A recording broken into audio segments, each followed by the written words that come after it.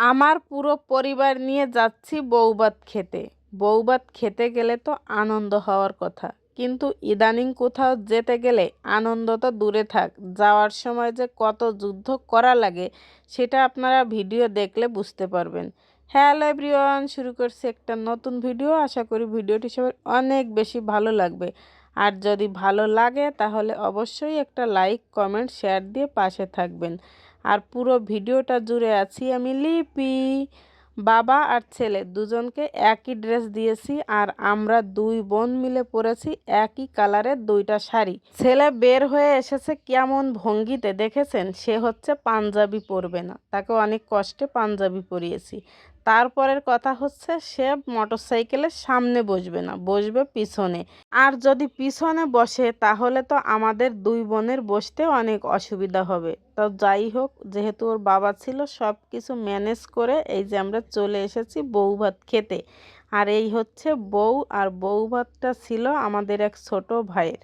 আসার পরেও দেখেন ছেলেটা কিন্তু একদমই খুশি ছিল না, কারণ বিকালবেলা হচ্ছে সে খেলাধুলো করবে, এইখানে সে একদমই আসতে চাচ্ছিল না, জোর করে নিয়ে এসেছি।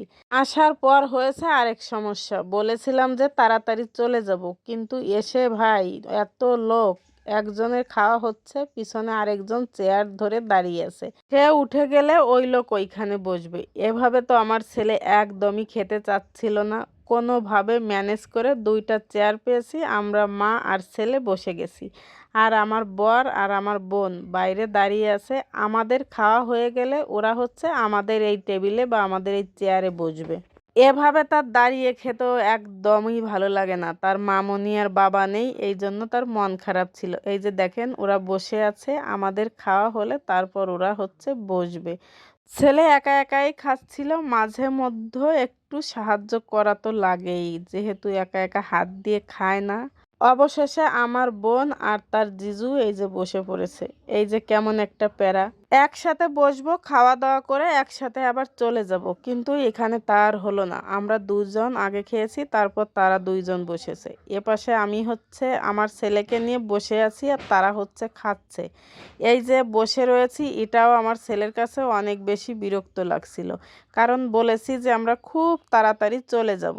এই দেখেন তার মুডটা একটু সুন্দর করার জন্য আমি একটু তাকে পাপ্পা দিচ্ছিলাম। সে বলছে যে আমার বসে থাকতে থাকতে আবার খিদা লেগে যাবে। তো আমরা বসে আছি, দেখি আমার একটা প্রিয় দাদু ভাই আমাদের সাথে দেখা করতে এসেছে। তাকে অনেকেই চিনবেন, নতুন করে তার আর পরিচয় দেওয়ার দরকার নেই। আর যারা চিনেন না তারা জেনে রাখুন, সে হচ্ছে আমার খুব প্রিয় একটা দাদু। তো খাওয়া দাওয়া শেষ, এই যে আমরা বাইকে করে এখন বের হয়ে যাব। এ জায়গাও আরেক সমস্যা, রাস্তা নতুন করছে, তাই মাটি কেটে সেখানে বালু দেয়া হয়েছে। এখন ওইখান দিয়ে তো আর বাইক যাবে না। আমি আর আমার বোন হেঁটে হেঁটে যাচ্ছিলাম, আর আমার ছেলেকে নিয়ে তার বাবা বাইকে করে আস্তে আস্তে করে যাচ্ছিল। যেখানেই যাচ্ছি সেখানেই আমার ছেলের একটা না একটা সমস্যা সৃষ্টি হচ্ছেই, এই জন্য আমার কোথাও যেতে ইচ্ছা করে না। ছেলে মেয়েদের কোথাও নিয়ে গেলে তাদের যদি মুখ কালো থাকে, তাদের যদি কোনো কিছুতে ভালো না লাগে, তাহলে কি যেতে ইচ্ছা করে বলেন? আর ছোট ছেলে মেয়েদের মনের উপর চাপ দিয়ে কোনো কিছু করে আসলে ভালো লাগে না। পরে বুঝি যে কাজটা করা ঠিক হয়নি, কারণ ছেলেটা চাচ্ছিল না, আর আমাদের ইচ্ছা পূরণ করতে আমরা তাকে জোর করে এই কাজগুলো করালো। তো অবশেষে আমরা এই যে বাড়িতে চলেও আসলাম।